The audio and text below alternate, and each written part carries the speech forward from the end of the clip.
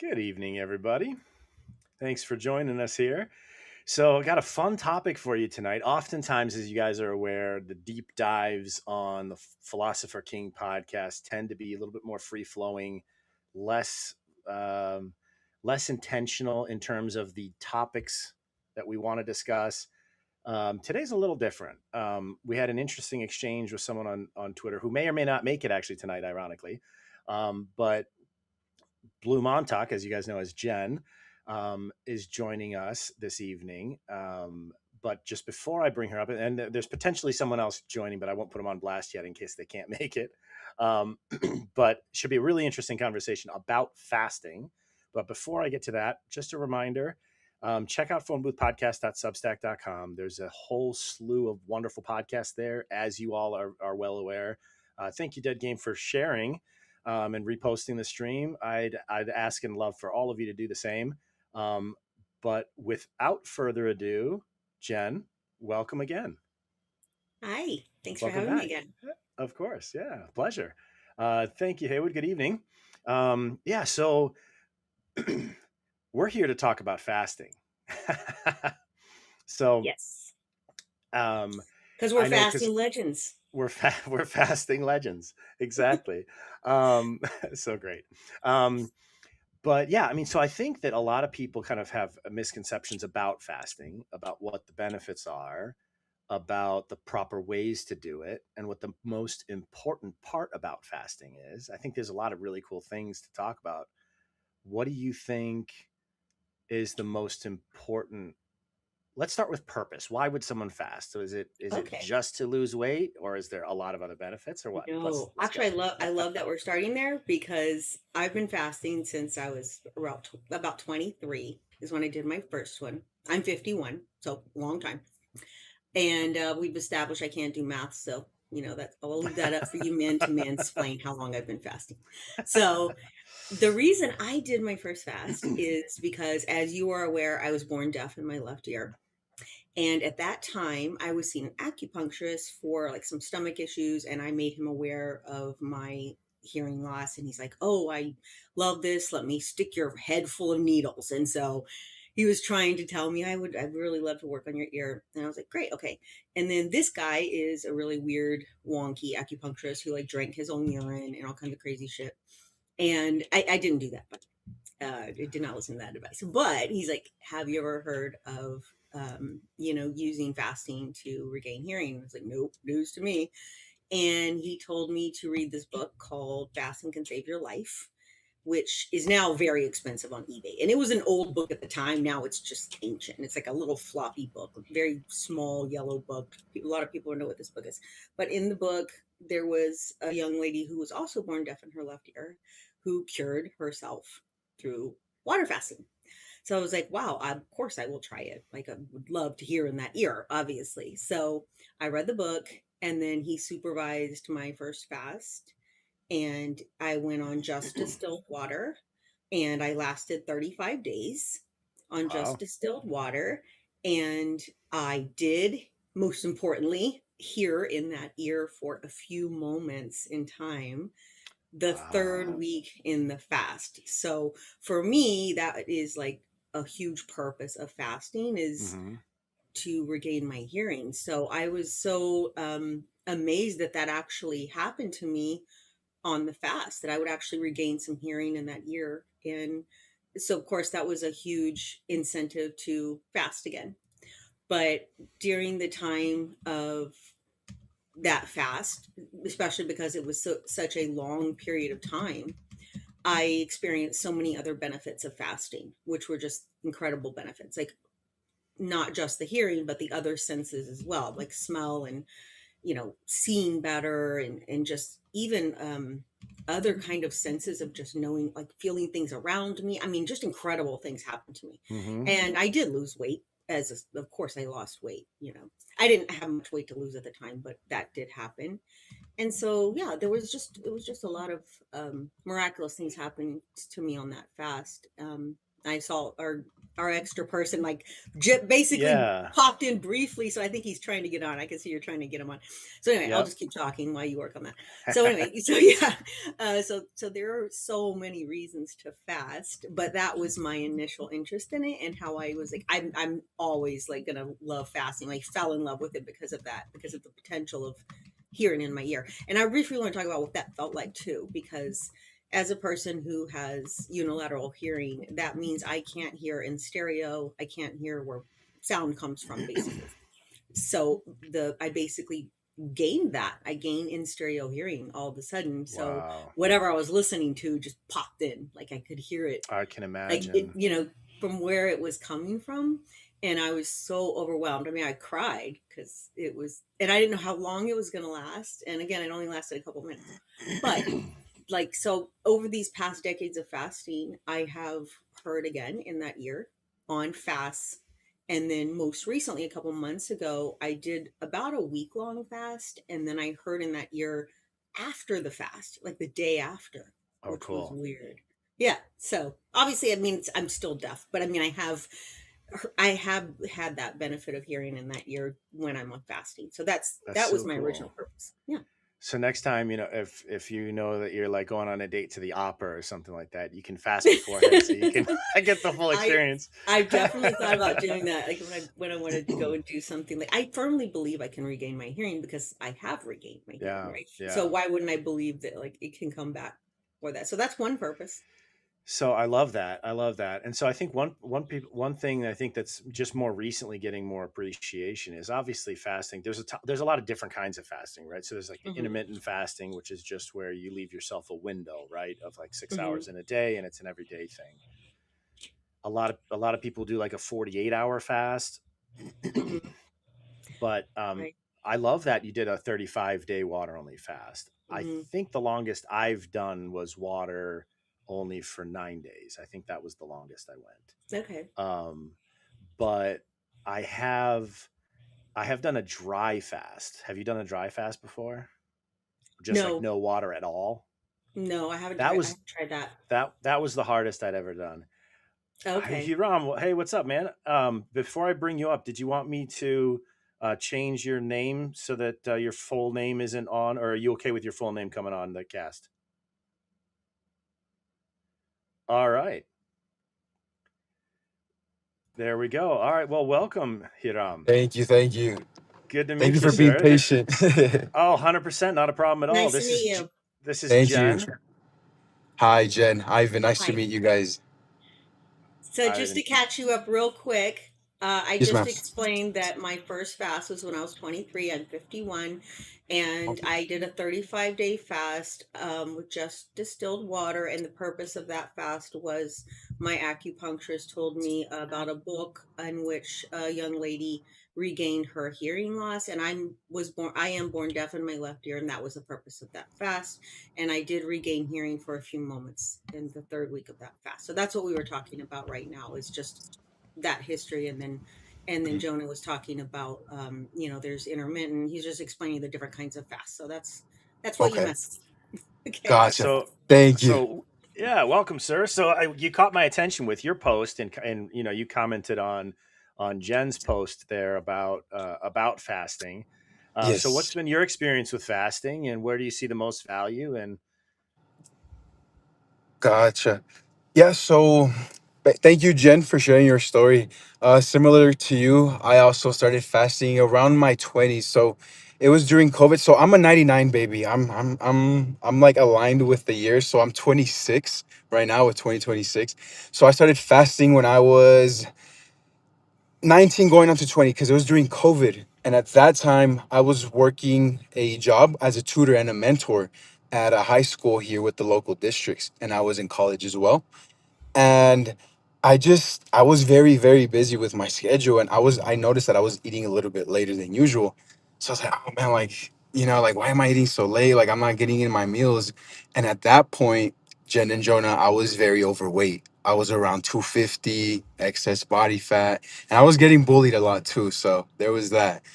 And I noticed that I felt better when I didn't eat. And then I noticed that when I did eat, I was like, okay, like I feel good, but it's just something about not having food in your system and allowing your body, to use the actual fuel, which is, different cases, the fats, as a fuel source. So I was like, you know what, let me look something up. So I looked up how to, because I'm into the gym a lot. So my business is based on faith, fasting, and fitness. And I basically I love helping people because I work in sales and I love the gym. So I was like, you know what, let me tie them together. And so I essentially, did my research, and I found that intermittent fasting was the best way to go for the gym, because you're still eating, but you're just delaying when you eat. And there's Hmm. strategic methods with basically what to eat when you break a fast, like for example, your broths, your sauerkraut, your kombucha, stuff like that. And I really started really immersing in that and adopting it. And so in me adopting it, I noticed that I was seeing so many benefits. And people were like, dude, like, how do you function? You haven't ate all day. I was like, bro, I know. I feel so good. And so I was like, I just do fasting. I just, because when people hear the word fast, they get a little bit scared sometimes. But it's just strategic timing, strategic window timing. That's how I like to phrase it. Because you're strategically eating it within a time window, and it's still a fast. So do So you I have typically just intermittent fast, or do you do it? Have you done extended water only fast as well? Get no, so okay, so the type of fast that I've done would just be water and black coffee. So anything, like, I've never done an actual dry fast myself, not yet. But the longest fast I've done was three days, so 72 hours, because I was trying to achieve autophagy with like cell regeneration and stuff like that. Yep. I Yep. felt amazing, Jen and Jonah, amazing. I just felt so good. It was weird, and I was like, what? So So yeah.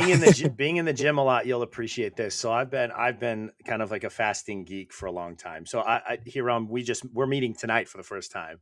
Um, There we go. but so a lot of folks who watch the stream know that I actually spent 6 years in a silent monastery, very austere life, very very cut off from the world and everything. Fantastic years of my life. Um, but so we fasted all the time in different ways. But anyway, so I've always been like very focused on the spiritual, the transcendent realities and things like that. But what's neat is when you realize that when you do fast, so that 3 day peak that's when the autophagy and the human growth hormone peak in your body at 3 days. So what's interesting though is what happened to me is probably about a little bit over a year ago, I would say. I was working hard in the gym, and I was doing sprints at the end of my workout, and I pulled a hamstring. I had a personal trainer at the time, and I could hear when I was running, and I just crumpled. And he's like, "Oh man." But I knew exactly what to do. I protein loaded that night when I got home, and then I didn't eat again for 5 whole days, 120 hours.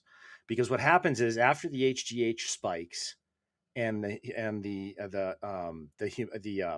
autophagy levels spike at 3, those two start to taper off. And then what happens is your body starts first, it goes to the stem cells in your organs, and the stem cells in your organs start to divide and go to and then it goes to the musculoskeletal system and the bone marrow and the digestive tract. Though that's the second set of systems that it hits, but it only really spikes there at the end of the fourth day and into the beginning of the fifth. So by doing 120 hours, what happened is all day that fifth day, I could feel this tingling, and like I felt like my muscle, the torn muscle, was itching. And I couldn't itch it through the skin. It was just tingling and warm, because what was happening is all the stem cells in my body, those super potent cells, were dividing and sending all the not only had all the weakened and damaged cells been processed out by the autophagy, but now you've got all these fresh cells that were just spawned coming in to then repopulate and heal. I was back in the gym a week and a half, 2 weeks later, light workouts, but he was like, "I've never seen anyone heal this quickly. What the heck did you do, bro?" This is It was amazing. I great. want I want to talk about this because for anybody who doesn't know what autophagy is, who's listening, so it's from Latin, and it means auto, and phagi is phagy. It means to eat oneself. So like to eat oneself inside, basically, that's what it means. And it doesn't start until, and it basically doesn't start. It kind of starts a little bit before the 72nd hour, but it really doesn't start until 72 hours. And that's why, like, I encourage people to go past 72, because that's the hardest part of a fast is the 3 days. Like the second day is arguably like the hardest part, when Hmm. you want to just eat like the door or whatever, like anything. But like if you can get past the third day, you've done really the hard work, because that's when your hunger completely disappears Hmm. and your body really starts to completely heal. Like you're describing, I love that you had that experience, because you're really describing what actually happens is you're generating actual stem cells. And you can't do that, you can't get that experience from anything else. Even these people who pay all this money for very, very expensive stem cells to be put in their body from like other humans, first of all, it's insanely expensive, it's also really creepy. And but it doesn't work. It doesn't work because your body most of the time repels that, because it's not your own stem cells. And so and you have to keep buying these treatments and buying these treatments, because your body just keeps rejecting them. It's a low level of success. But if you can generate this by going past 72 hours every day that you do that and stay on that fast, your body's creating its own stem cells and you have massive healing. And the reason that it only really works with water alone is because if you try to do it with a juicy or whatever else you try to put in your body, your organs are not completely resting and healing. So if Mm. it's processing and digesting food, whatever, anything really, then you're not healing and it's not going to like create those stem cells. That's why long-term Yeah. fasting is really, it's really absolute 100% true way to heal. Better than anything you can do for your body is to fast. Well, and I know I actually and I know someone, because of that effect that it has on the stem cells. I know someone who they're the only person who I know you couldn't tell that they were on chemo. They were fighting cancer. They had chemo every Wednesday. They would eat a healthy meal after that, start a fast on Thursday, fast water only with fasting salts included, water only all the way until the day before their next appointment.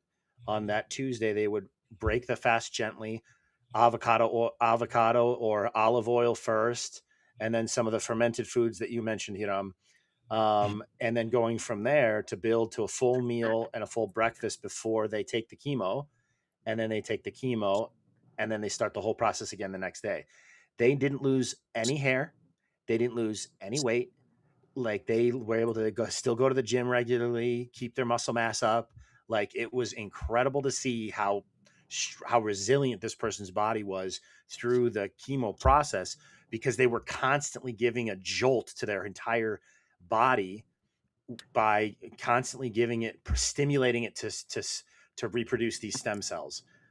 Fantastic, very interesting. I heard similar stories, and thanks Snoop, and Hey Yeah, Woods, thank you guys. Um, I heard similar stories of people actually curing themselves cancer through fasting, who did also do like both traditional, like a little bit of chemo, and some who didn't do it at all, just did fasting and cured themselves. But I think what you said hit on also about coming off the fast, how important it is to come off the right way and through the same kinds of foods. I mean, I've done it so many years that I've done it the wrong way, and then learned the hard way that's not cool. Like yeah. even my first fast, I was, when that hunger came back, I was so hungry, I just like was grabbing the ruffles, and like I'm like, oh my god, I'm gonna die if I don't, like when that hunger comes back, it comes back so hard. It's like, yeah, you go from not hungry and all of a sudden you're like, oh my god, I'm hungry now and I just have to eat, or I'm literally gonna die right now. And so I learned the hard way, like how to properly come off of it, because I mean properly going on it is also arguably like, it's super important how to go on a fast, but coming off of it is super important. So stocking the house with like the right things so that you don't come Yes. off of it wrong. And like you mentioned broth, I mean, like I'm a vegetarian, so I do veggie broth, but if you eat meat, like bone broth is like super important to have ahead of time, like frozen, so that you have that Yes. ready, so that you can have that and come off the right way. And you can fill up your tummy like easily with that, several bowls of that, so that you don't. And yeah, avocados I think is like a perfect food. That's actually like my favorite food. It's avocado. That's how I come off of it, with avocados. No, avocados are a great food. I couldn't agree more. I love avocados. And just to touch on your point, Jen, with broth, a little bit of like how I implemented, because I guess my niche is helping uh, busy individuals, right? And not everyone has time to eat, or they're eating, they're all over the place. So sometimes it's about structure, it's about systems, just putting them in place. That way, when life does happen, which it will, right? We have it in place. That way we can just, all right, I need to do this, I need to do that. And for example, like today was a really, really busy day. So again, thank you guys for being patient with me. But I have like this to go. I get like these little bone broths. Nice. And I usually do these to break my fast. The longer the fast, the gentler the refeed has to be. So if it's about 16, hours or so, then I would do this.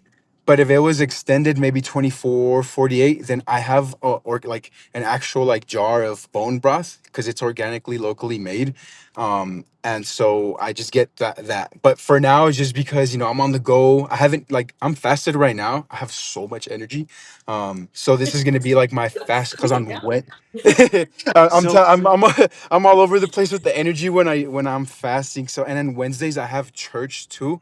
So I'm telling you, it's all based on faith, fasting, and fitness, and then just tie it all together. The bone broth really helps with like on the go. Just pop it in the microwave, boom, you're good to go.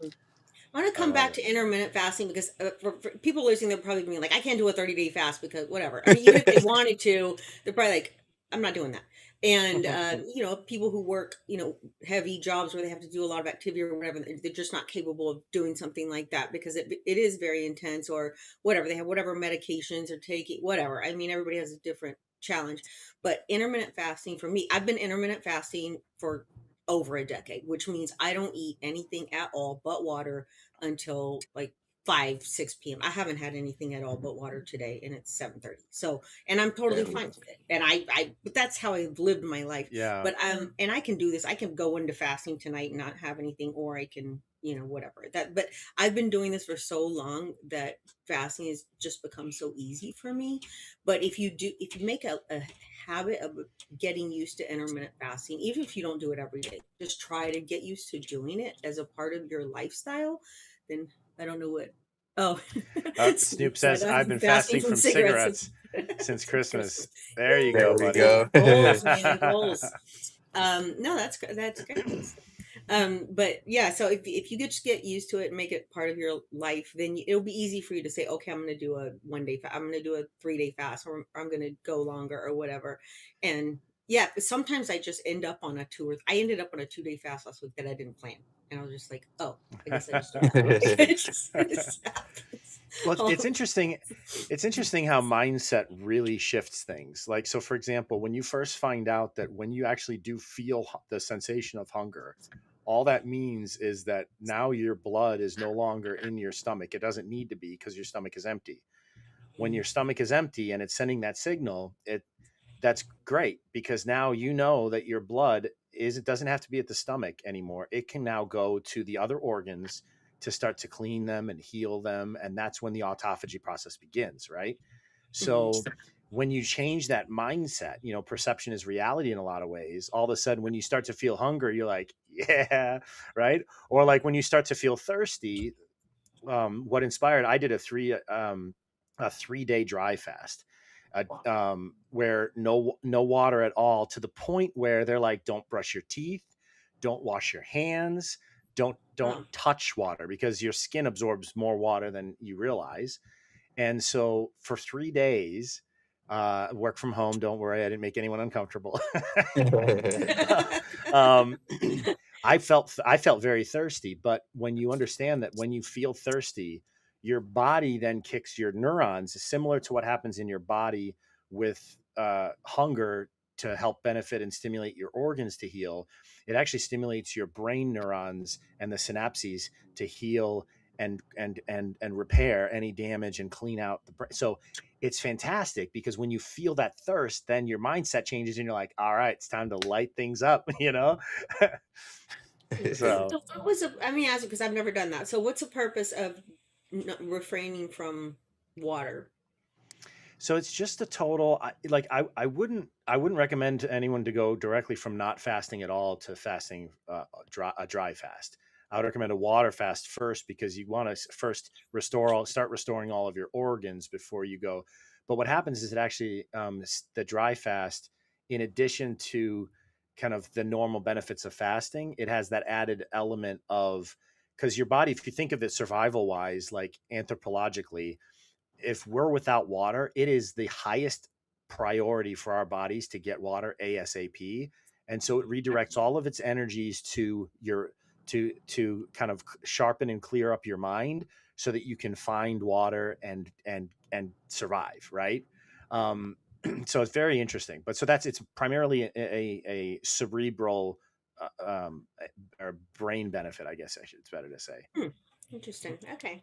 Oh It's wow. similar to being cold. Snoop says, slow your breathing so you don't overwork your body.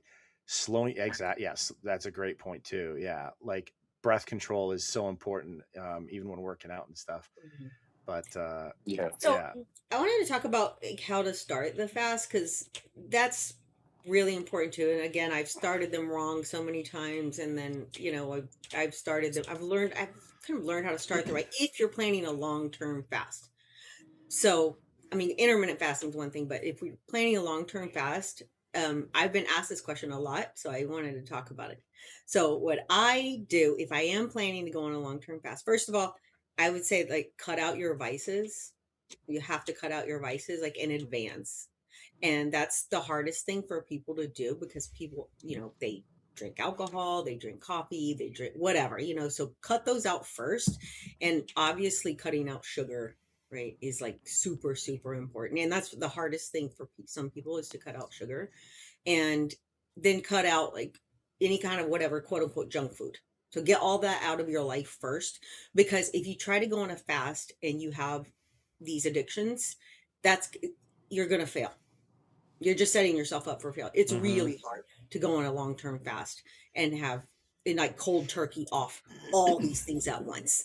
So you have to get those things out of your life and then you start to wean off, well, other things. Go yeah, and ahead. a lot of those processed foods and the sugars and the they are designed to create the craving to get you to go Yeah. buy more and to continue the cycle. So if you're setting yourself up for failure if you're eating some comfort foods, quote unquote, the night before a fast Right. in order to just squeeze them in before you go, you're gonna be you're gonna be Yep. you're really uncomfortable over the next 48 hours. Well, I always say you're not hungry, your parasites are. Mm. There you go. There you go. It's totally true though. It's like, It's you're true. craving sugar. You're not even hungry. You're just craving what, your parasite is craving. And so I haven't been on sugar. I've been off sugar in like, years. So, but I used to be a sugar addict. I know what it feels like, right? It's like hmm I really need that little Debbie snack cake. I mean in my life like right now. But I totally know what it feels like and I know how hard it is to get off that stuff. And which is why I can't touch it at all because I know I'll love it too much, you know. So I know, Jen, you said you're a vegetarian. Mhm. I used to be full carnivore. I'm more carnivore adjacent now. So I will Interesting. have, Okay. I do like to have my wine. I do like to have Mhm. pastas occasionally. Mhm. Hiram, what do you have any kind of more overarching dietary philosophies that you tend to live by? Yes, Jonah. So obviously, you guys are way more experienced than I am. So I appreciate the knowledge, the golden nugget. So thank you guys for that. So I'm still obviously, learning. As I said, the longest fast that I've done is 3 days. I'm a rookie. You guys are the vets. So I've been learning a little bit more, about different aspects about fasting, the nutrition aspect that goes into it, and I've been really diving into, biblical foods. And one thing I realize is that everybody starts a carnivore diet and they feel amazing. So I haven't adopted that yet, especially just because I just graduated college. So I'm still trying to get everything going, get it off the ground. But if you do have the budget, if you do have that aspect of the budget ready to go for food, for your fitness, then I would do a carnivore just because of like the eggs, the steak.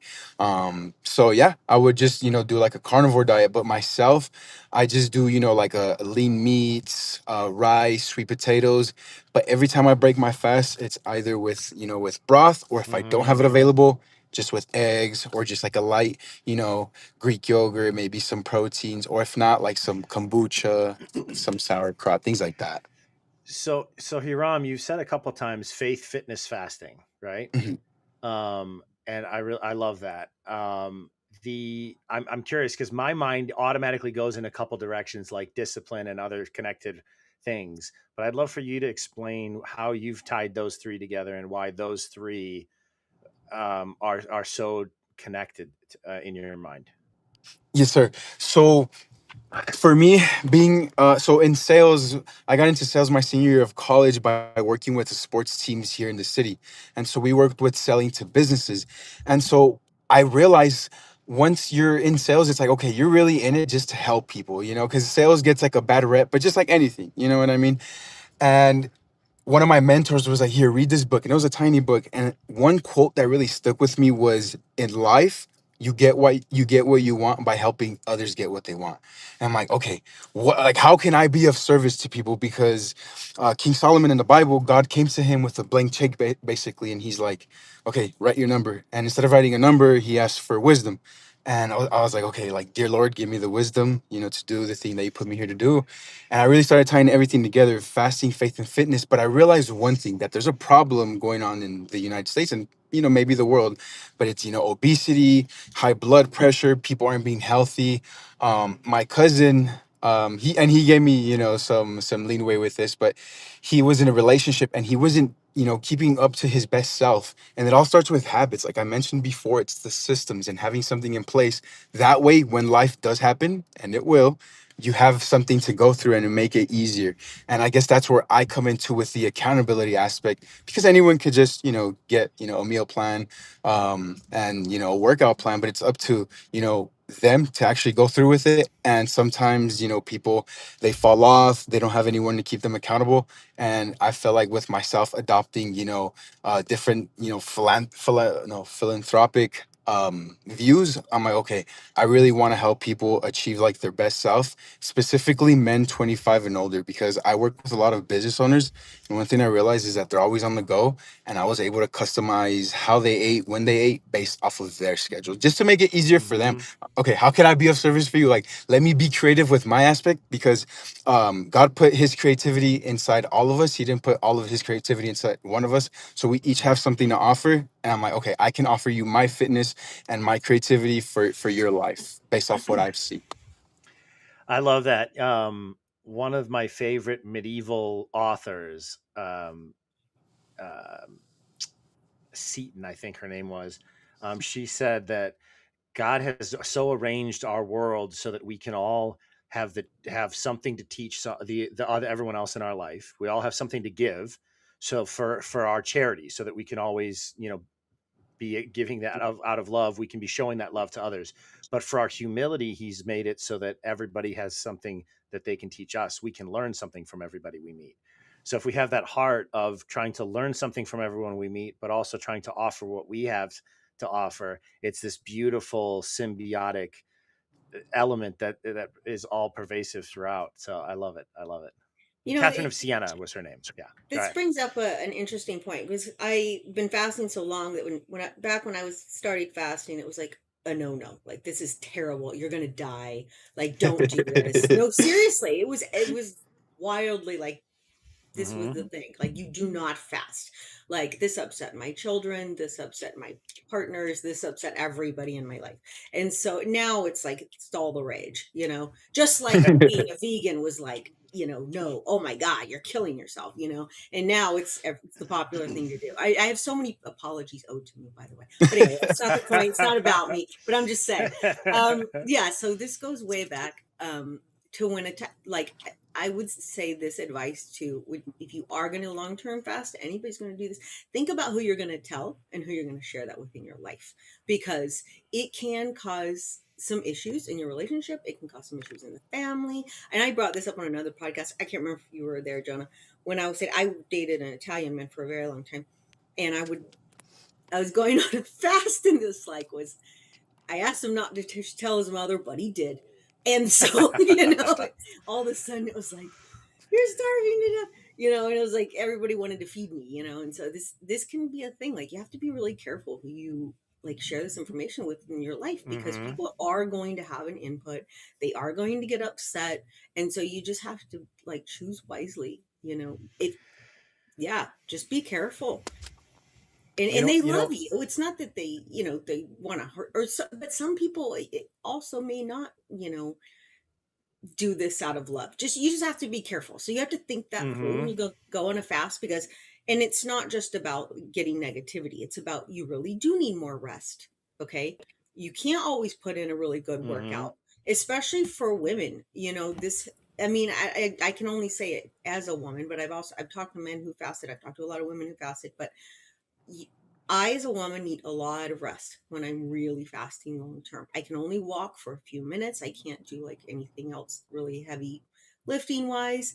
And when I need a nap, I need a nap. And so, like, if I have a partner that like I needs to understand that, right? Can only do so much if I'm fasting. And so I'm just throwing this out there just so people, Yeah. when they think about going on a fast, if you're like, I plan on staying on this fast for a really long time, maybe a month, maybe longer, whatever, you have to make sure that you have people in your life that can support that, or don't tell them. That's all. Mm.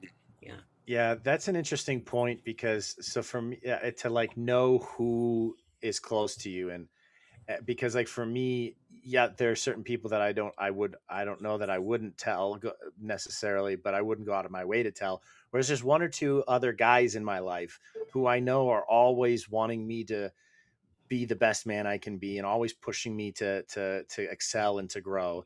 And I know that if I tell them, they're going to check in and be like, "How's the fast going?" And so I know that I can't drop the ball and abandon it halfway because I just had to, whatever. So Yeah. it helps Yeah. me stay accountable if there's one or two people that I know are going to hold me to task, So kind Yeah, of there's knowing just friends that yourself too. sometimes Yeah. like you want them to hold you accountable, but you also don't want certain friends to like hold you accountable every 5 seconds because they're super annoying. So you're Yeah. like, I don't think I want to tell that person I'm going on a fast, because she's gonna be calling me like every day, being like, "Are you still fasting? Are you still fasting? Like, did you So give it's up?" it's Kind of thing. it's But funny what you said about needing more naps because Jen, what I found, and Hiram, I think you may not have experienced this. You said the longest you did was 48 hours. 72.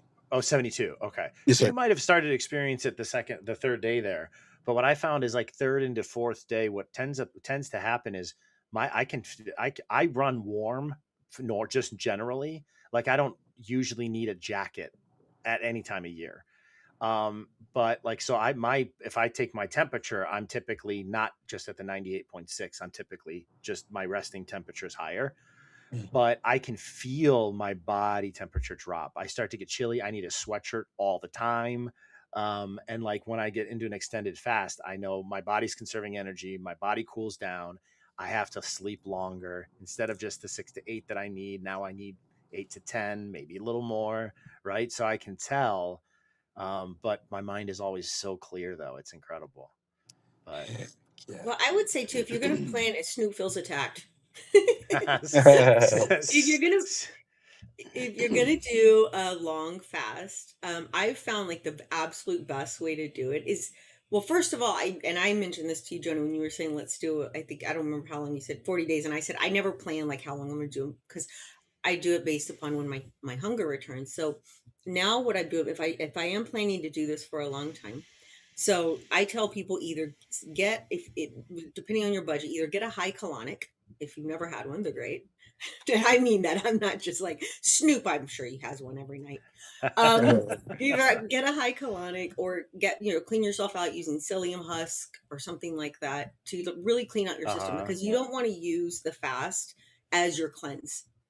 And a lot of people do that. They're like, "Oh, I want to do a detox, or I want to do a cleanse." I'm like, "No, do that prior to your fast, so you can use your fast as an actual healing tool Mm-hmm. specifically for a long-term fast, right? If you want to do a 3-day fast as a cleanse, great. But if you want to do a long-term fast, you want to get your full benefit of it. So do the colonic or something to get yourself cleaned out first. And that's, Mm-hmm. again, after you've gotten off all your vices. So now you're going to get the colonic or whatever, clean yourself out, and then start really cutting back on your foods. I would say you should be on broth before you start your fast. So Hmm. you should cut back on your foods for a couple of days, and then you should only be on broth. So I do like a pre-fast, like Snoop gross. Okay, so for Snoop to say something's gross, I mean maybe I should just rein it in at this point. All right, so you should do a pre-fast. I say no more than a week, because you don't want to be in pre-fast mode too much, because then you're like already Hmm. sick of your long fast. So no Hmm. more than a week long pre-fast, and then you go into just water. Yeah, So, go ahead. have you Sure. guys heard of the book Atomic Habits by James Clear? No, I haven't. Yes.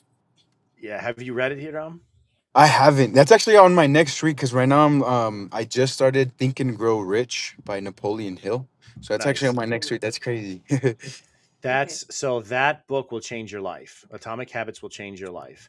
Atomic Take your Habits. time and go through it and really put into practice what you're yeah, I mean I that because it makes the impossible very, very attainable. The impossible, this ideal that we have, especially as men, right here, like we have this, we want to be at the apex of our performance and ability and production so that we can care for the people in our life, so that we can have a family, they can be safe, so Amen. that we can, be that provider and protector for others, right? That's at the core of our instinct, Yes, right? sir. And so this book, what it does is it kind of shows you that, like, by just incremental being a little bit better every day, but the growth over time is incredible. But he actually breaks down, okay, what are habits, how are they formed, how do we form new ones effectively and efficiently, and then more importantly perhaps, how do we identify bad habits that we want to get rid of, and then how do we break those down gradually using the inverse techniques that we would use to build a habit. We start to break down a habit. And what's so cool about it is he talks about three different kinds of habits. We have like the core habits that make who we are, like according to Mhm. our belief system. What are the habits that we want to be part of us? So that's where there's a lot more deliberate choice or like aspirations to those habits of being. But then you have like systematic habits, because you said something earlier that caught my attention here. You said um, about systems, helping people, helping your clients build systems, and to live a healthier lifestyle. And that's really what this. You would love this for your business too, for not just for yourself, but for your clients, because he talks about how to, like, there's the second level of habits are systems, and then the third level are superficial habits, just with regard to certain activity based habits. Whereas, so if you can start to, you want to flow outward from the inside, you can look and see what habits, whether systemic or more, are in line with your core beliefs and which aren't. And then you can start to actively and intentionally build and strengthen habits that you want in your life, and whittle down and slowly overcome and remove the habits that you don't want in your life. It's really a beautiful book. Hmm. Okay. Heck yeah, Jonah. And you said Atomic Habits by James Clear? Yes, sir. Okay, let's go. That was, and it's crazy because that was gonna be like my next read, but I was like, you know what? I'll hold off on it. But I think right now it's like, okay, I need to hold off on this one and really start that one. Is especially everything is habits. Everything in life is habits, and it's just really about teaching people that. And being a tutor, while I was in college, it taught me that everyone learns differently, and it's all about the way I see sales is just educating people on how to solve whatever the problem is that they're facing in the moment. And it's just crazy how like the habits are really what transforms or breaks people.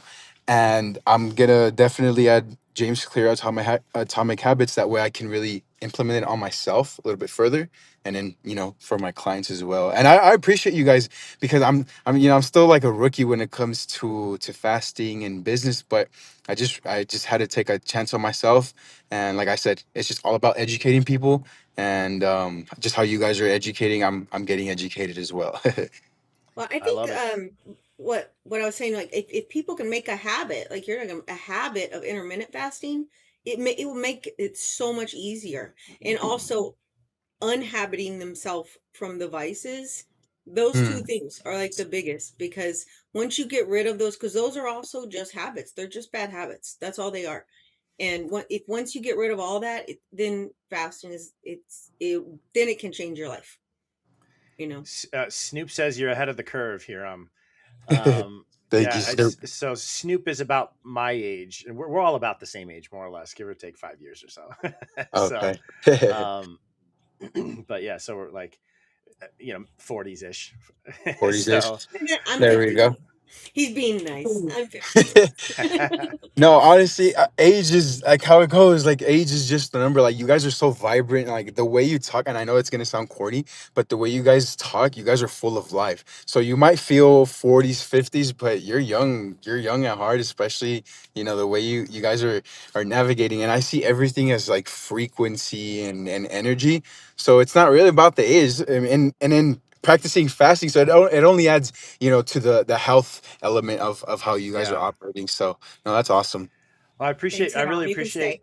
stay. Yeah, I You can really stay, appreciate Jonah. yeah, right. I really appreciate you saying that phrase exactly, young at heart. Because I always joke with folks that I'm an old soul, but I'm young at heart. Because I Uh, feel like I've lived 2 or 3 lifetimes. Well, But we're always growing and learning, right? That's what we do here. That's what we do yep. around yeah, this absolutely. town. Yep. Got to Yeah, be a so you student might of life. Yeah, so you might notice on the screen right underneath your picture there is the phone booth podcast.substack.com.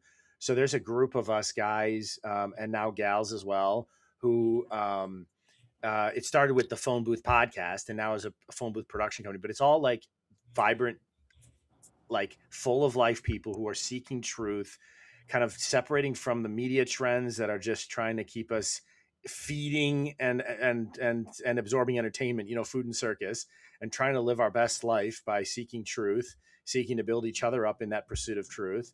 And it's just a blast. Just a really good group of people. So I think, yeah, if you plug in and start following a little bit of some of these podcasts, I think you'll be really pleased. So it's good stuff. Heck yeah, no, I will. I'll definitely check out Substack, and looking forward just to being guided. Especially like you guys are pros when it comes to like just hearing you guys talk about. I'm like, oh wow, and I'm always, I guess, working as a tutor really taught me to really immerse myself more into learning. And I'm always like, I was taking notes like on my iPad. I was got kind of like taking notes, what based off what you guys were saying. So, no, I definitely will check it out, and I just know being around other individuals that are like-minded as well, it will definitely be a benefit. And any way I can be a benefit to anyone is, I'm just here to serve people. That's It my really, it my really warms mission. my heart to see, like, just a young person, like, knowing what autophagy is. I'm gonna say, like, I've just been doing this for so long, and like, just to see young people like knowing what this is. And also I want to say, seeing doctors now talking about this. I made a couple posts. There's a doctor that he's an Indian doctor, and I've known who he is for a long time. I've seen a lot of his YouTube videos, but coming out and actually talking about fasting being something that you should be doing. And I have a doctor, and everybody knows me. I hate doctors, right?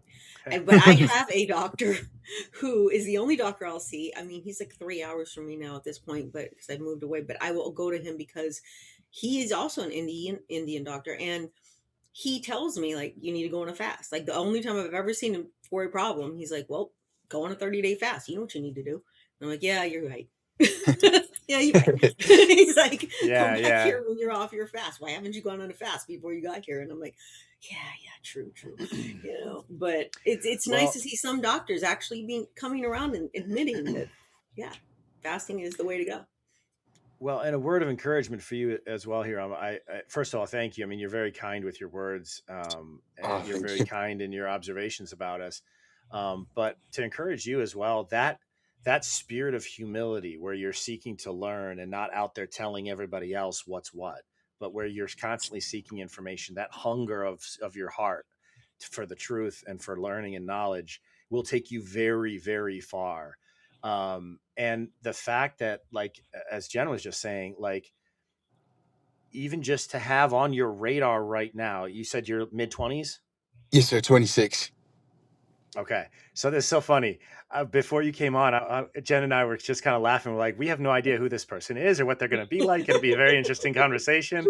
And I was like, based on the Twitter, I was like, I bet you he's mid-20s. Got him. Got me. So, Got but me. it's beautiful though. You know what though is really beautiful is that you're because you have your head on straight. You're not. I think COVID did one of two things to a lot of people, that experience. Either they were just like, screw it all, nothing matters, I'm just gonna live up and just not take anything seriously anymore, not care because whatever. Or other people were like, okay, well, I really actually need to figure out and take ownership of my own life and responsibilities, my own discipline. I need to vet the information that's being thrown at me. I need to take ownership and responsibility of how I nurture my mind and my heart and my body and my medical life and my that fill in the blank, right? And it's apparent to me that you're in that second group who's really embraced discipline and growth and knowledge and truth and are trying to share that with others, which is fantastic. So keep it up, man. Yes, sir, Jonah. No, yes, and it's just really like I've been through some stuff. You know, we all have. It was like traumatic, but the way I see it, the way my mentors told me is this: look, it's not your fault that it happened, but it is your responsibility to kind of how you react to it and kind of go for it. And I had one or two things. I could either blame myself or blame the world and blame everybody else. But the second option, in me blaming the world, I lost all my power. And me getting my power back is in me. All right, it's my fault. Everything is my fault. Where do we go from here? And it's just asking for the wisdom. And how you said, or you said something, but I really wanted to add to it, which was sometimes, the light that we want to be to the world, which God says you are the light of the world. We have to get broken. Think of it like a church, right? Like the glass, like like an abandoned church. It's the glass is broken and the light is getting in and you can see it. Well, the only way that light got in was because the glass was broken. And for me, I feel like I was broken, so that's how the light got into me. So me realizing that is like, okay, how can I be a light to the world and just be of service to people? So I love where I'm going to add to so two things. One, I want to push back a little bit on something you said. I agree with 95% of it, but okay. I just want to caution you. Yes, it's important to take ownership of your responsibility and blame yourself, but don't exaggerate it in the sense that make sure that you're taking ownership. What's important to be like, okay, this did not turn out well for me. What in this could I have done differently? What part of this outcome was contributed to by my errors? And look Mm, very honestly to identify exactly what your errors were. Don't take responsibility for other people's ills, right? Or other people's malice or other people's foolishness. Sometimes those make us suffer, but don't just be careful. That's all that would be my only caution is to be careful not to take ownership of errors that aren't yours. gotcha. Yes, sir. Yes, sir. um, As Tony Robbins said, I watched recently a podcast with maybe you guys are familiar with him or not, but Tony Robbins Absolutely. and Yes. yeah, heck yeah. So Tony Robbins and Alex Hormozy, and they really did a podcast, but it really stuck out with me because I saw a side to Alex Hormozy that he never gets into like this emotional side to him, and they really touched on a point where it's like pain is necessary, suffering is optional. And that really touches on your point where it's like you don't Mm. have to suffer for the other people's mistakes. You will have to go through some pain. You have to learn, okay, what could I have done better? That's it. That's all you can control, which are your inputs. The inputs control the outputs, and how you really touched on it. It's you can't really on what they did. That's what they did. Only control the controllable, which is what you can control. So another scripture verse you'll really love, one of my all time favorites. I think we were talking about this recently, Jen. Is from the Psalms. It says, "My wounds were foul and festering, the result of my own folly." What's beautiful about that is it doesn't say that the wound was the result of my folly. It's the fact that the wound is foul and festering. So if someone harms me, that's not my fault. If I allow rancor and bitterness and anger and resentment to develop in my heart and take root in my soul, that's on me. That's the foul and festering. That's my responsibility. You have a choice as to, we all have a choice as to how long we carry that huge backpack around of wounds and pain and trauma and all the things that really are what the other person owes an explanation to whatever that you want to call it, a creator or God, whatever, right? They have their explanation owed for their suffering that they put upon us. And we can just take the backpack off when we're ready to walk forward and, Mm. get our own happiness. I mean, I carried all my suffering too for a long time and then was like, I'm not carrying this anymore. It's not my backpack. Exactly. You know? I didn't Here, even like the you color can of have this that back. backpack. I'm like, Yeah, screw this you can backpack. have that back. This is Yeah, their yeah. backpack. Yeah. And it's like all these people were in that backpack too, right? Oh, Mm. that person did this to me, and that person did that to me, and this and this. And it's also baggage, right? If you're like backpack, that is baggage that I Mm. was carrying into these relationships too, and it's not fair to those people. I'm like, I'm bringing this backpack into this relationship, and that's My totally backpack unfair is to bigger that. than yours. Look at exactly. Well, I got all this baggage, and it's like, no, nobody wants that. Like, throw it, Yeah. And You know, sometimes we bring the wrong backpack too. Like Like, so yeah, I there borrowed this friend's backpack too. yes, and borrowing like identity that doesn't belong to us. So just to kind of give you guys a quick example, is it okay if I show you guys kind of like a recent story I did with the business as far as like telling a story with this aspect? sure. Yeah. Okay. So I'm gonna show you guys really quick. So I'm gonna give me one quick.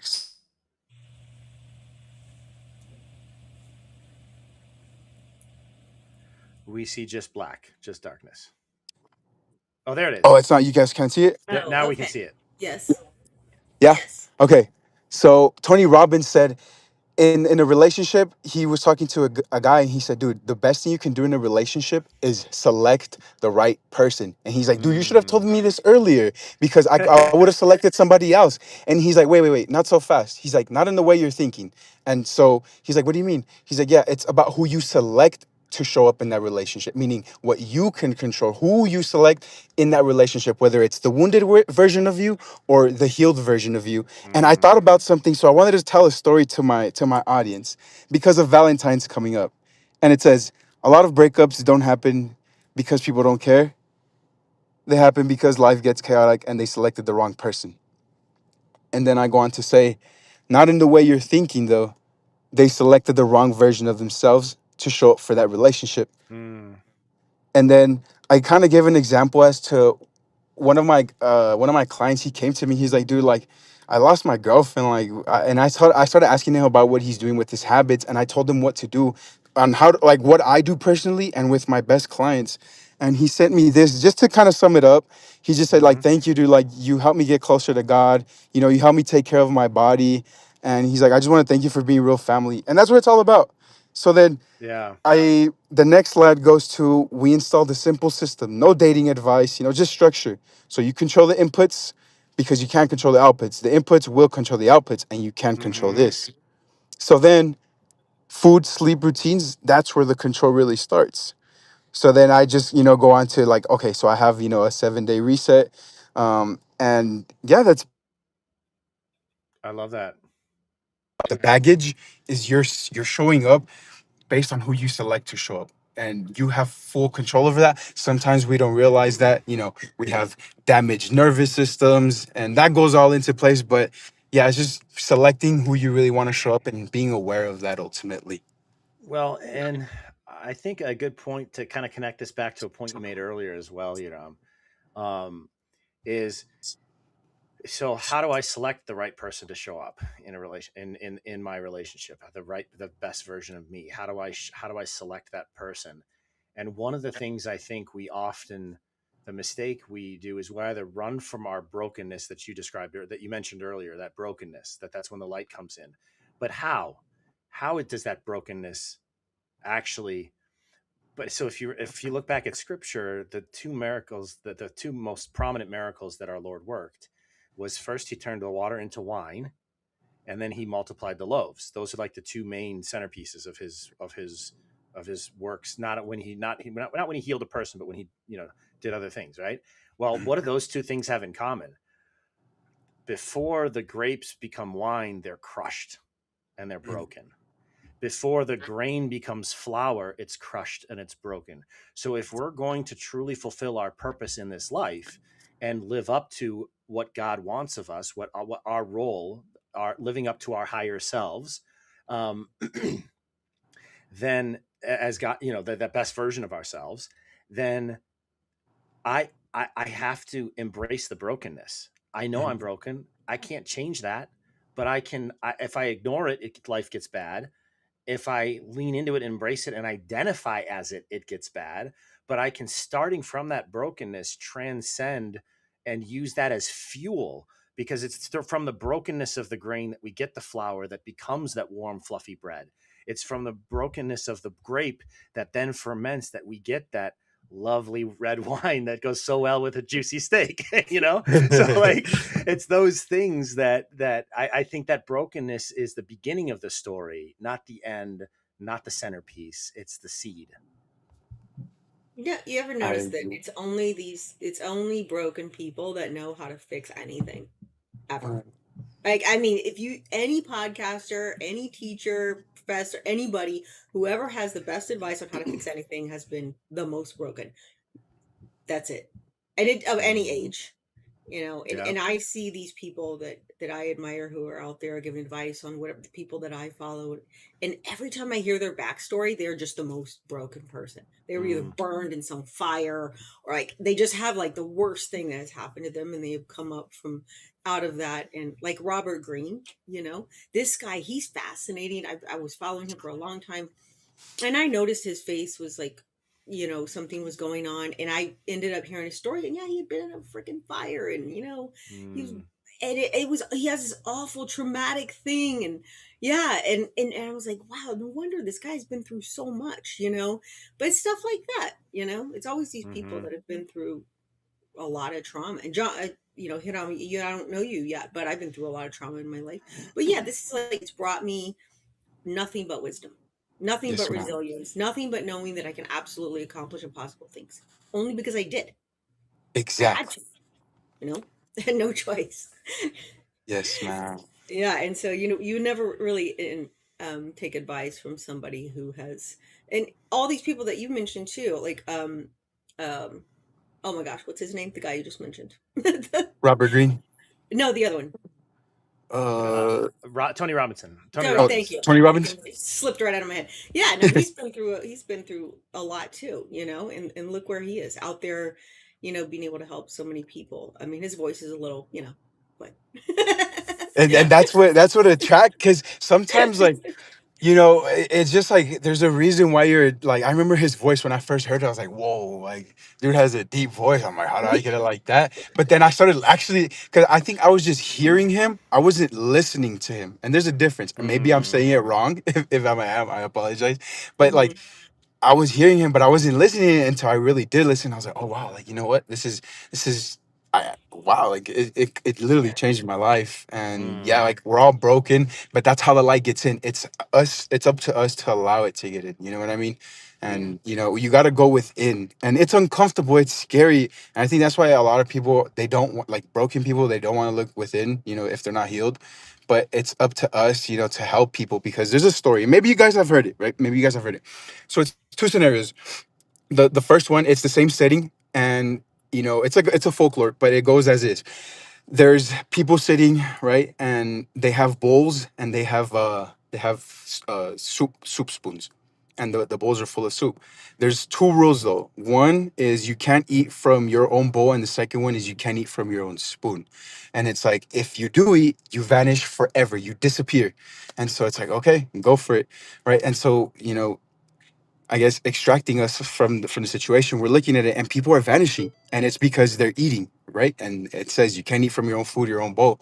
So it's like, okay, so how are we gonna do it? So the second scenario is the exact same place, same people, same rules, right? This time, everyone is going like, oh man, that was good. Oh, that was good. And it's like, whoa, whoa, whoa, I thought you couldn't eat. Well, it says that you can't eat from your own spoon nor your own bowl. It never says that you can't feed other people with that Mm. same spoon, that same bowl. So again, in life, you get what you want, in this case, eating, by helping others get what they want, which is eating. So it's just really about helping people realize, like, hey, I got hurt too. Like, I faced death. Like, I don't even know if I'm allowed to say this, but I went through something traumatic when I was 14, and I was suicidal. But being in such a dark place helped me to realize, wait, there's so much light out there. It's not Mm. just pure darkness. So Mm-hmm. yeah, it's just helping other people essentially. I love that, man. I Yeah. think that's why No, we're I. all here, is to help other people. That's like the only reason we're here, Yes, actually. ma'am. Yeah, that's pretty much from everybody in our group that I know. I mean, I think that's pretty much why we're here. That's pretty much what brought us together. I mean, there's other reasons as well, but I think that's the driving force, is to help other people, because we sure as hell don't make any money on this app. I mean, let's That's true. And that's the ugly just part ask about Snoop. it. But it's because think of it like this, Jen. So I like to tell people this. So you guys, you know what a rug looks like, right? On the front, it's a beautiful print, right? Mhm. What's on the back of the rug? A You know, I mess. don't stitch know. a mess, stitching. So think of the It's a rug mess. as Yeah. life. So we are the stitching on the back, and it's all Mhm. ugly. We all are going through our own lives. But in all going through our own lives, all us being here, we're creating life itself, which is the rug on the other side, which is the beauty of it. Yeah, Mhm. it's ugly sometimes, but in the ugly, look, we're getting here together and talking about something that's beautiful, essentially. Mm-hmm. Mine's been walked on, man. But regardless, Jen, it's still the rug and it's still pretty. Whether it's walked on, stepped on, it's still the rug and it's still pretty. And I just want people to realize that everyone is like, this sounds so cringe, but everyone has awesomeness in them. It Like has we what? really do. Like, and but society teaches us, well, you're not enough, or I didn't you're. hear what you said. Everyone has what? Awesome. What did you say? Oh yeah, Everyone that has. everyone has awesomeness inside of them. Oh, As cringy as awesomeness. it Gotcha. sounds, like everyone has Awesome. awesomeness, and it's sometimes it takes people working with students. It helped me realize like sometimes you have to really unlock that awesomeness in people because they don't realize it themselves. Yeah. Yeah, and it's interesting too. When you come to a dark place, like you were describing for yourself, oftentimes what you realize, because oftentimes when you're there, you get there because you feel like you don't have anyone there for you, right? And you feel alone. When you realize though that you're never alone, and you realize that within you is the God that made you and cares about you, that he is part of you, then it fills you with this confidence, so that when you're down and out, like, I'll share with you at some point. It's not the time and place for it. Most people know my story here because they've seen the stream, but so I won't repeat it for everyone's sake. But I imagine we'll talk more after this. You're a great guy. I'd love to keep in touch.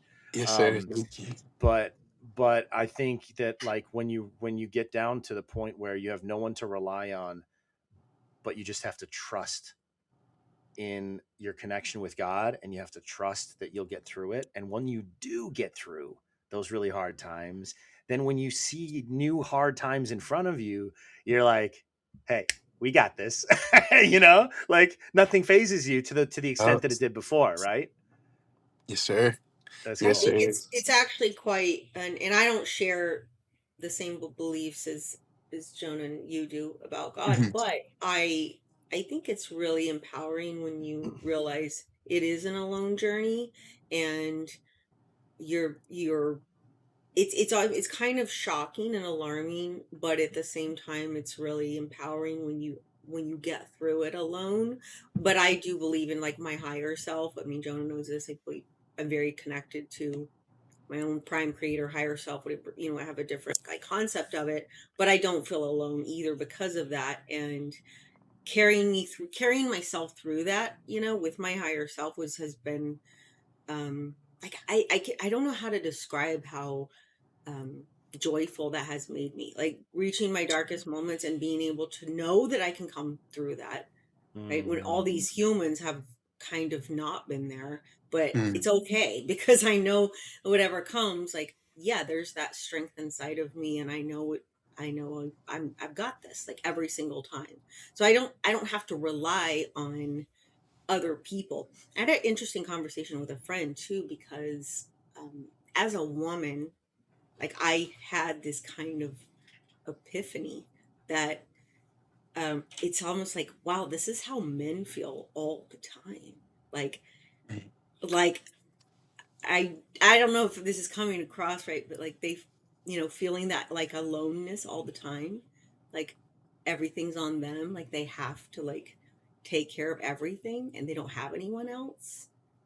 And I finally felt that as a woman, and I was like, wow, this is what men feel like all the time. And it was overwhelming to me to feel that as a woman, right? Because usually as women, we don't really feel like, in general, women have someone, people, family, whatever, a person in their life, someone.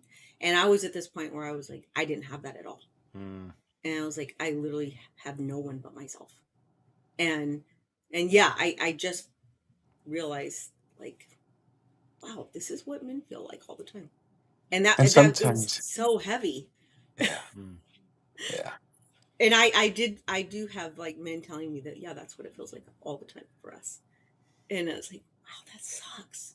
It does suck, but as a woman, that's what I feel like now. So it helps me like understand men so much better too, because Mm. knowing that they carry that around with them every single day.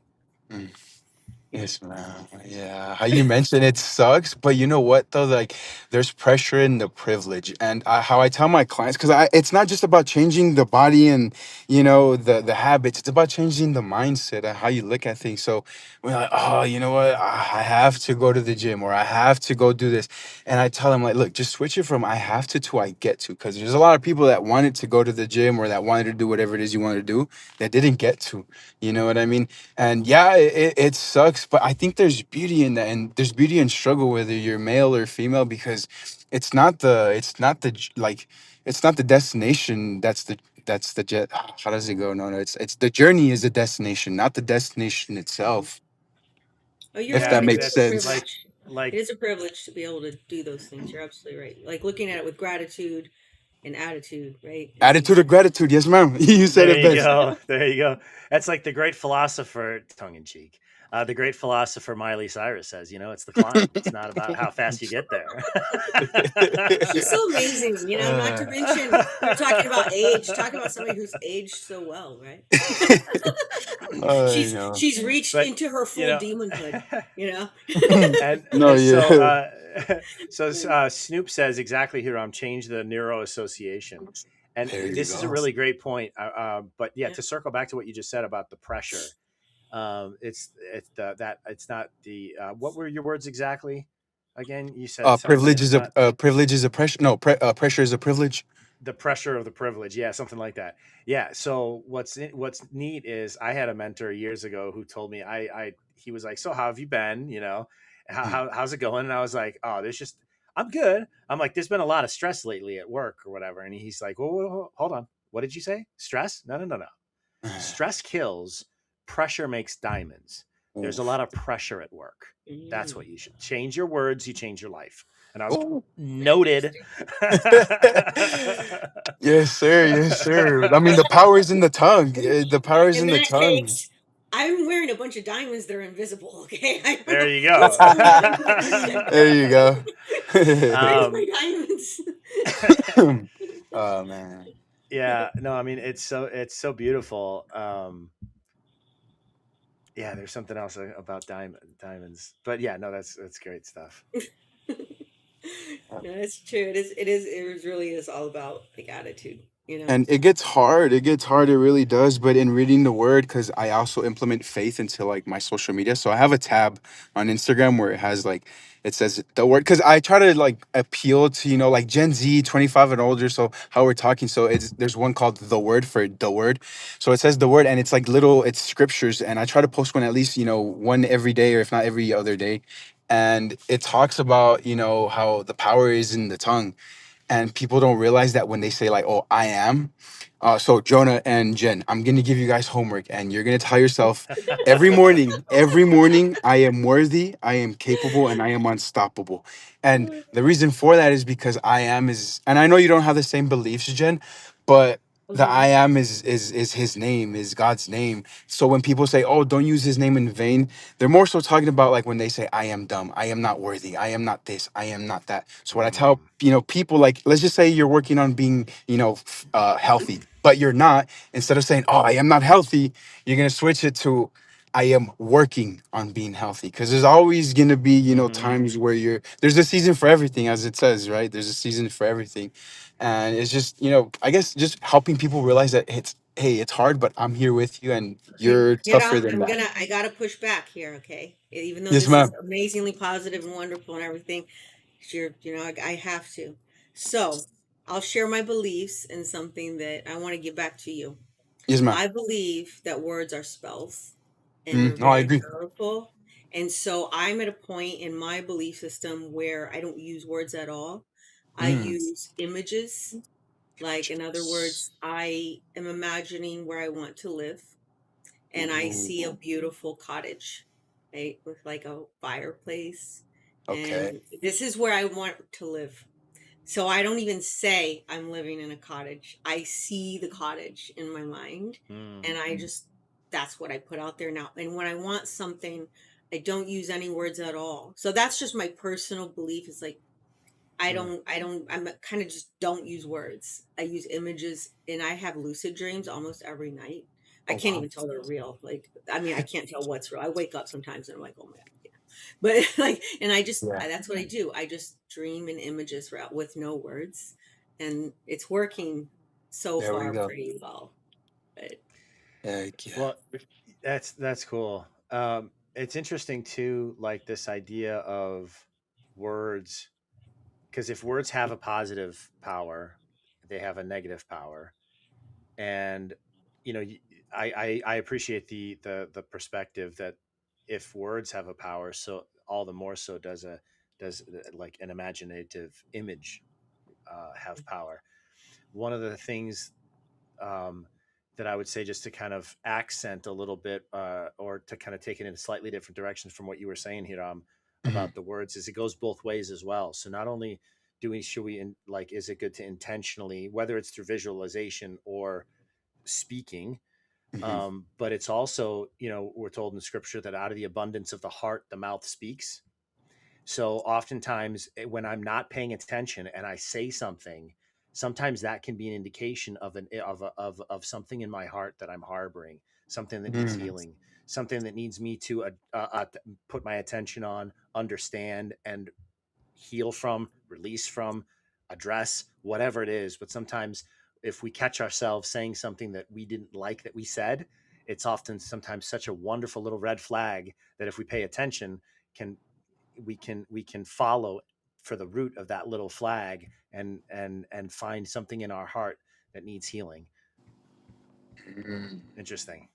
Hiram, don't you need to follow Allie Angel. You're gonna see her in the group. Ellie Make Angel. sure you follow Allie Angel. Ellie Angel.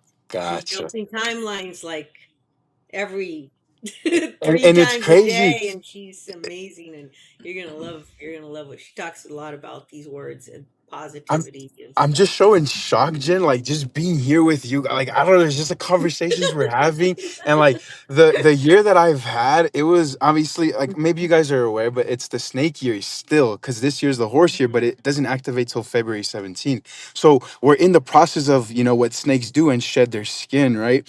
And Mm, I'm still like in the process of letting go of like the doubt, the belief, the fear that Yeah. was instilled on me since birth, essentially. And it's just crazy, like like from the bottom of my heart, like I really do appreciate you guys having me on here. Just 'cause, like I don't have much friends, especially my age, talking about stuff like this. You know yeah. what I mean? At this level, so it's just man, you guys are awesome. Thank you.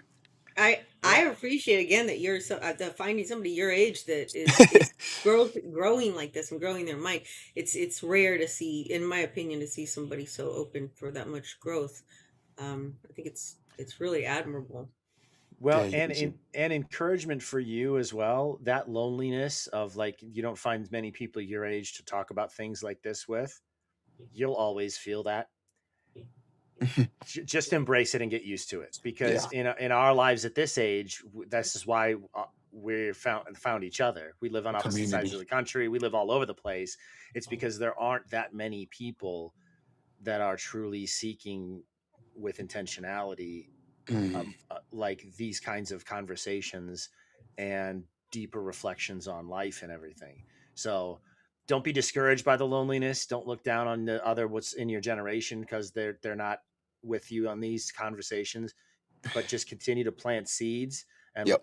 love them. And when some of them are, I love to think of it as a chess match. Like, God has a plan, and I know Jen, I know we see this a little It's differently, fine. Yeah. but God has a plan to win each of our hearts. Ultimately, we have this life to come to know Him and to draw close to Him. And some people, it takes Him, you know, 45 moves into the chess game to win their Mm. heart. Others, it's 4 or 5 right up a front, right? But Yeah. if I'm just a little pawn on the chessboard, I can't have. I have to be humble and know that my role on the board in this person's life, that God is pursuing their hearts, trying to draw them into His love and make them draw them to fall in love with Him, right? Hmm. I If I try to move my pawn forward and aggressively, like, no, you guys really need to think about this now. Come on, rah, rah, right? Then oftentimes, what if I'm just, I might be like delaying the plans of our Lord, who's much more patiently. I'm just one little piece to plant. He just wants me to plant a little seed. I'm just sharing with them some truth that I have, showing them the humility that I have of learning from them as well, and we build each other up, and they're helping me in my walk, without realizing it perhaps, and I'm helping them in their walk without any, well, who knows, so Exactly. I it's think what's great is like finding out, even for myself, like turning like loneliness into just aloneness and being totally fine mm, with that.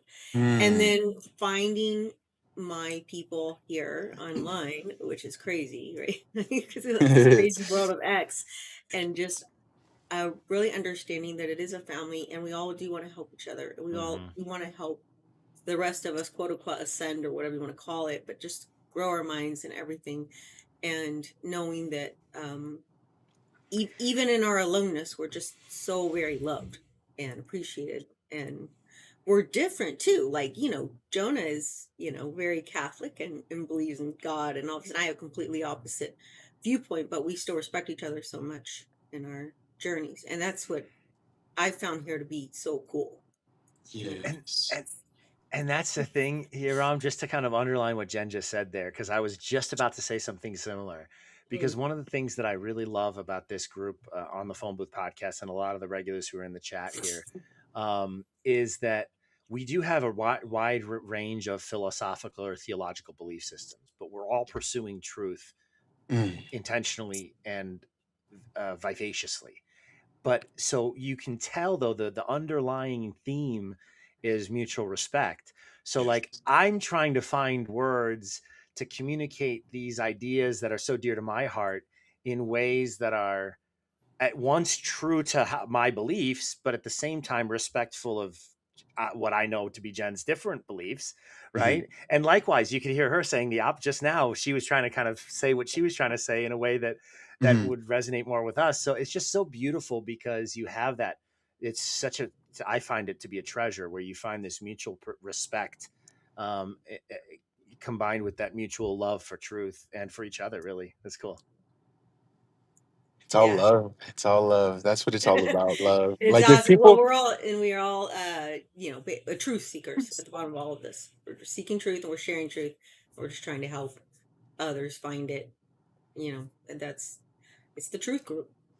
yep, yep. I tell people all the time, if people can hate for no reason, then you can love for no reason. Like, yeah, okay, you're not the same belief. It's because I value and I truly respect everyone's perspectives. Like, you might not agree with it, but how you guys said, it's respect. It's mutual respect. And like I said, like if we were all the same, if you believe the same thing as me, then it's just like what's the point in that? That's what makes life. Like, I'm in front of businesses right now. Imagine all the businesses were subways, or if they were all title companies, and it'd be boring. Everyone has Yeah. something different to offer. And like I said, it's the awesomeness, as corny as it sounds. It's the awesomeness in all of us. But I guess we've been, society, life has basically said, well, you're not really enough. So good luck. Try the next lifetime. This one. It's this one right here. Yeah, I it's love it. interesting because friends and family who don't talk to me, even some who do, make the assumption that I exist here on X in an echo chamber, and I tell them, no, that's not true at all. Like, most of my friends believe things that are very, very different from me. They have Hmm. religious beliefs that are different from me, like whatever you name it. And that's what makes it so exciting to me too. It's talking to people who have different beliefs than me. If we all believed exactly the same thing, I would get very bored very quickly. That's true. So I don't want you to dox yourself here, but I feel like I get the sense that you're from the Southwest. So as near as I'm in Georgia, so as near as Okay. West Texas, not closer, but probably more like Arizona or Southern California would be my guess. Yes, sir. You know, they're the first time like West Texas, like literally Okay, all right at right. the tip like of the West. That was my first guess. Yeah, So let me that's give you a funny. hint. So there's this song called, or I'm gonna sing it and you tell me if you can guess the city. So it's called "Out in the West Texas Town of El Paso," and then I don't know the rest of the lyrics, but it's Marty Robbins. All right. I Yeah, love I don't. Marty I Robbins. love it. I love it. So it's So, so funny. The reason why I thought West Texas was because well, first of all, the time of the sunset gave it away. As we're mm, talking to you, I knew you were out west, but not too far out west. But also, you're very polite and you say sir and ma'am, which See, I've Snoop never says it's seen. because you're racist. no, no, Snoop. Look, we're all look, Snoop. I'm racist, but the only race that I see is a human race. So hey, that's the way Boom. I see it. We're all Here, humans. here he is. Here's you are over here paying attention to the sunset and in his Well, politeness, and he's like, "Nah, you're racist." Now you're racist. It well, happens.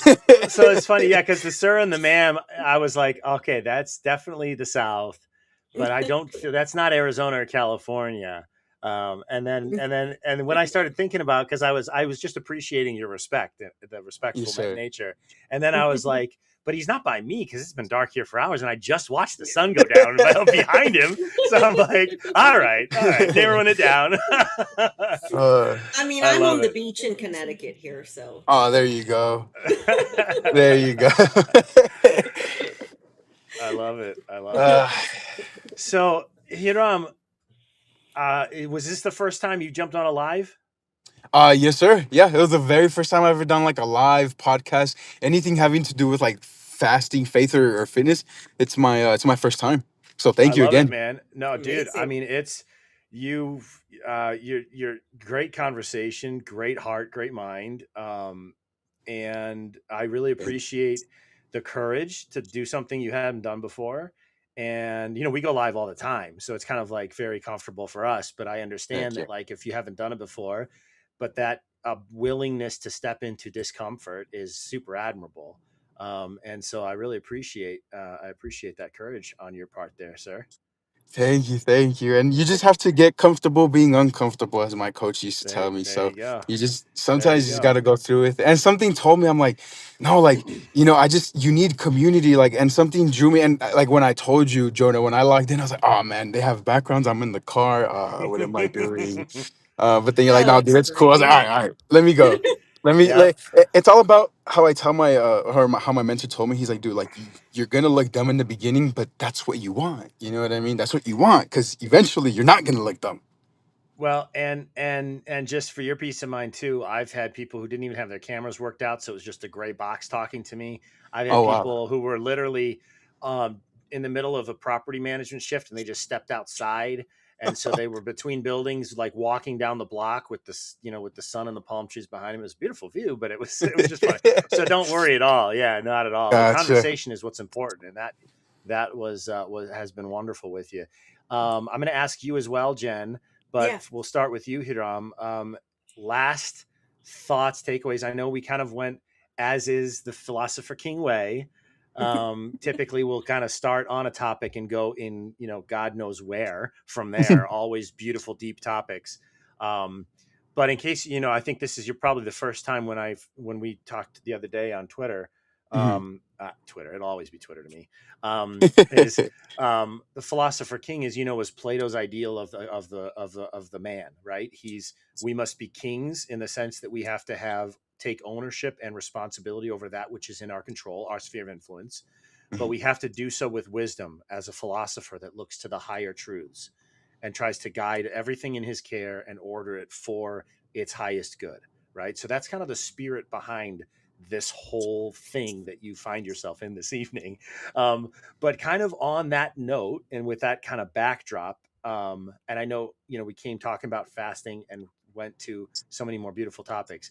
Do you have any thoughts, to kind of parting thoughts for folks who are watching, that you really feel like just kind of on your heart that you want to share with everybody? That's a great question, Jonah. I think it's just realize that, yes, you're going through life, but realize that you're not alone. It may feel like you're alone, but you're really not. You have, maybe you don't have your friends, your family, but you have everything that you need with inside you. And the kingdom of heaven is within inside you, as it says in the book of Matthew. So it's really just really going within yourself and just being aware, taking accountability sometimes. And just, if you need help, like, ask. As my students, they would never ask for help. I would have to kind of get it from them. But I realized in doing so, I was like, okay, you could definitely do it like this. And then oh, mister, thank you so much. So it's just, if you need help, ask for help, and just take it one day at a time. I know life, it seems like it can, be life, but it as it again, it says in the book of Matthew, worry about tomorrow when it comes. Just focus on today, because the only Mm, thing we have is now, the present now, right? Because now is, it already passed. The future, well, it hasn't gotten here, right? So all we have is now. So just focus on the now, and just see how you could be of service to people, and just be kind. You just never know what people are going through, so just be kind to somebody tomorrow. mm, And last thing, everyone, everyone is awesome. So don't forget that. I love it. So where can people find you here on? Yeah, so my Instagram is going to be White Ivanson. For my Gen Z folks that are listening, it's for Post Malone. He made a song called White Ivanson. So I just used my name. Idam is my middle name, but I really want to start embracing my middle name, just because I feel like the old me is going away. I'm shedding my snakeskin stuff. So I'm adapting new habits. So you can find me at White Ivanson, like the color white, and then IVANSON at Instagram. And then I'm Okay. starting a YouTube channel to start, putting content out, just free sauce for people, just so they can be like, oh, okay, that's what I do. That's what I do. And if I can help, then hey, I'll help. But if not, hey, look, you have the free wisdom, the free sauce for your fitness and your fasting journey. So my YouTube will be Hiram Ibarra, as you guys can see it on the board. I love it. I love it. Thank you. Yes, sir. Jen, final thoughts for us? Nice to meet you, Hiram, and good luck with your business. Welcome to the fam over here. I guess my last words. I'll talk about the fasting for a minute, because we had a pretty good discussion about it. But I would just want to encourage everybody to get rid of their vices. Super important if you really want to think about fasting in the long term. But even not for fasting, just get rid of the sugars, get rid of all the vices that you can in your body, get your body as clean as you can. If you're thinking about doing a long-term fast or whatever, you can DM me. I'm happy to like give you more suggestions about how to do that, how to prep for them. Again, when you're coming off of the fast, it's super important to come off of it in the right way. Um, and something that we didn't talk about tonight, so I'll just throw that in here right now, I kind of wanted to talk about, Mm-hmm. was meditating during Mm, fasting. Really helps me a lot. It's and meditating to the right frequencies, which everybody who's listening already knows a lot about frequency, so I won't get into detail about it, but it really helps you to stay calm and focused, especially if you're feeling any level of anxiety, hunger, whatever that you're trying to cope with when you're fasting. And especially if you're doing like, 3 to 4 weeks or longer. So yeah, I just, my hat's off to anybody even listening to this about fasting who's even thinking about doing, because yes, it is really, really hard. And so, yeah, I guess that's it. But I love it. I thought this was a great show, Jonah. Thanks for doing it and having Yeah, me. I love that thought about meditation as well, because if when our bodies aren't weighed down with digestion and our blood is free to flow, then our minds are clearer. And Hmm. by when our minds are clear, whether it's that imagining the future that we want, like you had referenced earlier, Jen, or if it's just calming Mhm. the mind and resting in the present moment. Hiram, as you said, one of my favorite there's this book that I've started probably 15 times and I never get past the second page because I always just get blown away by this concept that's delivered on the first page and a half that I never make it further. I just have to put it down and rest in that thought. But it basically talks about this it calls it the sacrament of the present moment, because all of time is present now. We experience it as we go through, but God who transcends, he's present to all is present to him, he's present here, it's all right here right now. The now is the only moment that exists, and if we rest in this moment, that's where true peace is, and that's when we can actually see our brethren, our brothers and sisters who may need love. That's when we can actually see the world around us well enough to actually have the courage to go through this moment and also be there for another in this moment. So I love it. This has been a wonderful conversation. What a joy to have both of you. Hiram, what a joy to meet you, sir. No, the joy is mine, guys. Thank you again for inviting me and the opportunity. Like, it's just the conversations, and you guys both know exactly like what I'm talking about. It's just like, wow, like you don't talk like this every day. Well, at least Yeah. I don't. You guys probably because of the community, but myself, I'm like, oh wow, like this is refreshing. So no, thank you, Jonah, and thank you, Jen, for your time and your expertise. Golden Yes, nuggets for sir. sure that Well, I it's can been an teach absolute. people too. Nice So to meet you. Yes, sir. It's been a pleasure. Remember, folks, check out phoneboothpodcast.substack.com. Snoop in the comments here has a wonderful podcast on Tuesday nights at 6 p.m. called Here's the Thing, 6 p.m. Eastern Time, for those of you in West Texas or beyond. Just playing.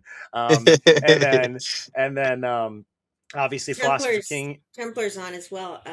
I don't know when his podcast is, but he has one. Mind of Madness, Templar. He's got a podcast as well. And then we've got Ted and Vince have their phone booth podcast on Mondays that drops.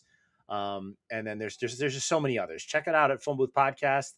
Um, Go find at Hiram Ibarra at YouTube, and then White Ivanson, if memory serves, yes, sir. on Instagram, and I met you at Dive Lions on X.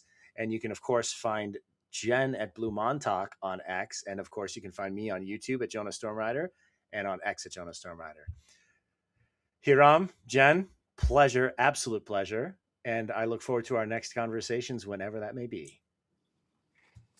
Thank you, Thanks pleasure. for thanks I for tuning in, everybody. Have a great night.